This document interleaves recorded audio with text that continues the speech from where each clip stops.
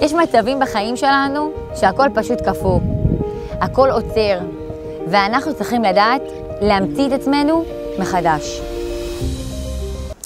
וואו, בעיקר הרצון שלי לחלוק עם העולם את כל הידע הזה שאספתי במרוצת השנים, מהמון דברים שלמדתי והמון דברים שחוויתי, יחסית לגילי הצעיר.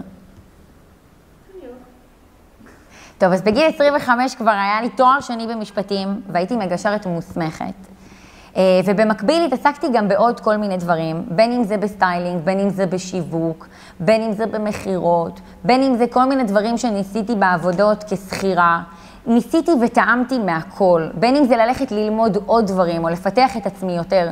עשיתי כמה וכמה וכמה שיותר, ובאמת... שני, זה נשמע שחיפשת את עצמך ממש בוודאי. מי לא מחפש את עצמו, תגידי לי.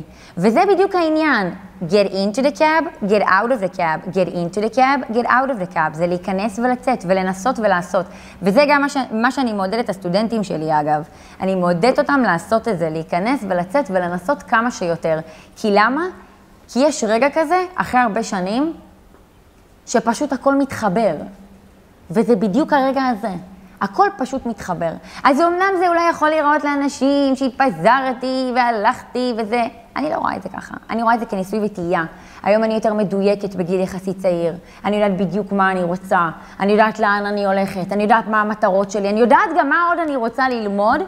והכי חשוב, אני יודעת גם בסופו של דבר איך הכל מתלכד ואיך הכל מתחבר. וואו, מה יצא לי? זה לא משחק. לא, האמת זה לא משחק. יצא לי, מדוע כדאי לכם לאמץ לחייכם את תיאוריית החקלאי העסקי. אבל שנייה לפני שאני רגע אקריא, אני רוצה, אמרתי לך שאני שזרתי בתוך הספר כל מיני משפטי חוכמה כאלה שאספתי. שימי לב למשפט הזה. הדרך להצלחה היא לקפוץ מכישלון לכישלון בהתלהבות יתרה. זה משפט שנאמר על ידי לס בראון הגאון בעיניי, המוטיבטור מספר 1 בעולם, והוא לא בכדי. כי אם נחשוב על זה בצורה פשוטה, נגיע להבנה שאנחנו צומחים ומתפתחים דרך הטבע.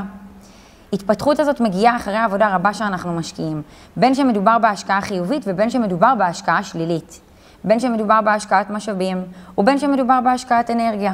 בסופו של דבר כולנו משקיעים במשהו, כולנו קוצרים את הפירות ונהנים מהתוצרים בהמשך הדרך, וזה דורש המון סבלנות. בכל אחד מאיתנו יש חקלאי עסקי, קטן או גדול. חלקנו אולי לא מפנימים את הרעיון שעל פיו אנחנו עושים עבודת חקלאות פר אקסלנס, אך בסופו של דבר כולנו חקלאים, ובכולנו יש את מה שדרוש כדי להיות חקלאים מוצלחים. ואז פה אני בעצם מתחילה לפרט מכאן על איזשהו, נגיד את השיעור חקלאות שלי בבית ספר לפיד, שהייתי ילדה, כמה נהניתי מהשיעור הזה ומהטבע, אני מאוד אוהבת טבע, אז כמה טבע היה. ואני לא יודעת אם מכירה את התולעי האדמה האלה, שמוציאים אותם באדמה, הארוכים האלה, אז אני והחברה הכי טובה שלי עד היום, היינו מוציאות אותם מהאדמה, חותכות אותה, הן היו נחתכות לפעמים, והן היו פתאום ממשיכות ככה לצמוח. זה בדיוק אנחנו, זה בדיוק החקלאי העסקי, זה בדיוק אנחנו. חתכו לנו משהו לא הצליח, אוקיי, טק, אנחנו קמים, אנחנו צומחים, אנחנו לא יכולים להרשות לעצמנו שזהו, שזה יגדע. וזה בדיוק זה. האמת שאני נצר לשושלת חקלאית, דור שלישי, בהוד השרון.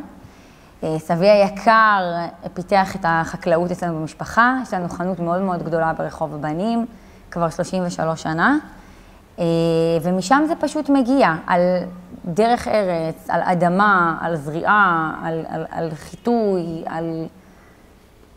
על זריעה, על להמתין, על איזה פרי ולאיזה עונה, זאת אומרת, גם בעסקים. יש דברים שאת אולי תעשי אותם בחורף, אבל את אולי לא תעשי אותם בקיץ. בתהליך הכתיבה של הספר זכיתי לראיין מומחים בתחומם, כמו לדוגמה ליאור אקרמן שמופיע בטלוויזיה שלנו, שהוא איש שב"כ לשעבר, יניב אורבך שהוא מאמן עסקי, משה עומדי שהוא מנטורינג לאושר, שני ברקוביץ' שהיא מומחית למיתוג ושיווק, אפילו את דוקטור טלי סיני שהיא מתעסקת באסטרולוגיה, פסיכו-אסטרולוגיה, וליאור נאור, שהוא שחקן. כל אותם אנשים, והגדול מכולם, פרופסור יוסף גרוס, מנהל הפקולטה למנהלים באוניברסיטת תל אביב. אלה אנשים שתרמו רבות לספר שלי, ויש פה גם ברקודים בתוך הספר שאפשר לראות את הרעיונות איתם ממי שרוצה ביוטיוב, ואפשר גם לקרוא את זה. אני מאמינה שהרעיונות האלה פשוט מעשירים את הקריאה, והם תורמים הרבה יותר לחוויה שאני רציתי להעביר למי שקורא. בוודאי שיש מקום לספר בחיים שלנו. ספר קודם כל יכול לפתח אותנו מבחינת שפה. אנחנו יכולים ללמוד איך להתנסח ואיך לדבר, זה משפיע לנו על המיומנויות למידה, אנחנו רואים את זה אצל ילדים קטנים ואנחנו בהמשך רואים את זה גם אצל אנשים מבוגרים. מה שיפה היום, שבמציאות שלנו היום, יש לנו גם אפשרות לספרים דיגיטליים, כמו הספר שלי, יש אותו גם כספר דיגיטלי, וזה בעצם נגיש לכל אחד. ספר זה עולם ומלואו. הספר יכול לפגוש אותנו בכל מיני מקומות בחיינו.